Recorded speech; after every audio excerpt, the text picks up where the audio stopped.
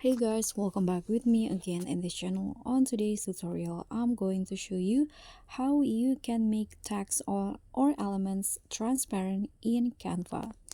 So here I've already on the Canva apps on my phone and I want to, let's say, make this text, this one, transparent, and also this element. So what you need to do is first click on the part that you want to make transparent, and here swipe on the options at the bottom and you'll find the transparency option. So click on this, and to make it transparent, just lower the amount. So now it's 100. You can just swipe to the right, so you can see now it looks like it's transparent. You can just adjust it how you like it, and you can also do this for elements. So let's say I'm going to make this transparent.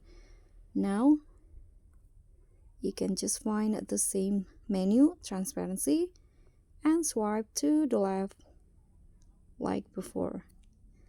That's it. So guys, that's all from me. Thank you so much for watching. Don't forget to like, comment, and subscribe. Also click on the thanks. Bye.